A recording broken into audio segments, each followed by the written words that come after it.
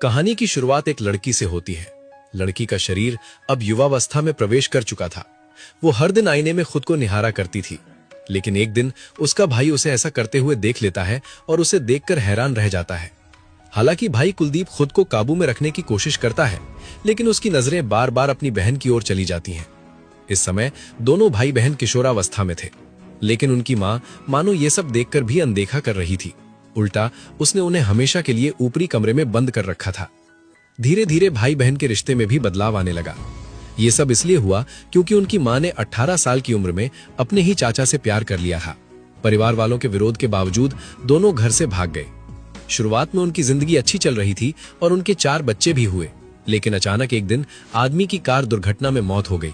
अब पूरे परिवार की जिम्मेदारी महिला पर आ गई, लेकिन उसके पास बच्चों को पालने की क्षमता नहीं थी। इसलिए वो बच्चों को अपने मायके ले जाने का फैसला करती है। रास्ते में वो बच्चों से कहती है कि उसका मायका बहुत अमीर है और वहां पहुंचते ही उनकी सारी परेशानियां खत्म हो जाएंगी। लेकिन वहां पहुंचने के बाद सब कुछ अलग निकला। नानी का परिवार सच में अमीर था, लेकिन वे बच्चों के साथ बेहद ठंडा व्यवहार करते थे। उन्होंने चारों बच्चों को अटारी में बंद कर दिया। माँ बच्चों को समझाती रही कि उनके नाना जल्द ही मरने वाले हैं और फिर सारी संपत्ति उसे मिल जाएगी। उसके बाद वो बच्चों को आजाद कर देगी। लेकिन देखते देखते 1 साल बीत गया। शुरू में माँ उनसे मिलने आती थी, लेकिन समय के साथ उसका आना भी कम हो गया।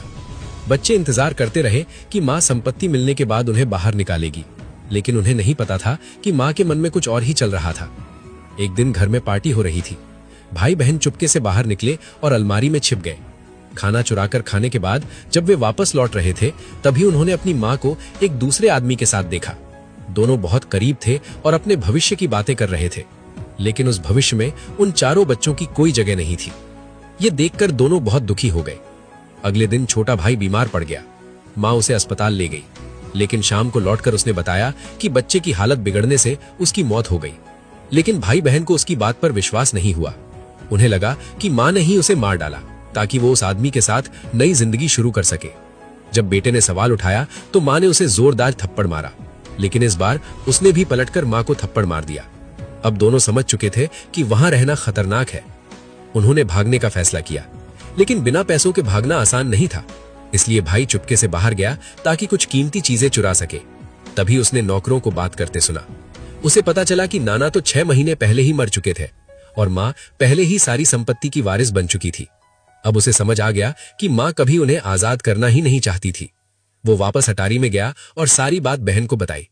ये सुनकर बहन ने उसे चूमा और कहा कि वे अगली सुबह छोटी बहन को लेकर भाग जाएंगे। लेकिन अगली सुबह माँ जो खाना लाई थी उसे चूहे ने खाया और तुरंत मर गया। अब उन्हें यकीन हो गया कि माँ उन्हें जहर देकर मारना चाहती है। वे भागने की योजना बना ही रहे थे कि बाहर खड़ी नानी ने उनकी सारी बातें सुन ली। फिर तीनों बच्चे तेजी से घर से भाग निकले। नानी उनके पीछे भाग नहीं पाई क्योंकि वो ठीक से चल नहीं सकती थी। आखिरकार तीनों एक ट्रेन में बैठ गए, जिसका गंतव्य उन्हें खुद भी नहीं पता था। लेकिन अब उनके लिए मंजिल मायने नहीं रखती थी, क्योंकि उस माँ के पास रहने से कहीं बेहतर था जो अपना मदरहुड खो चुकी थी।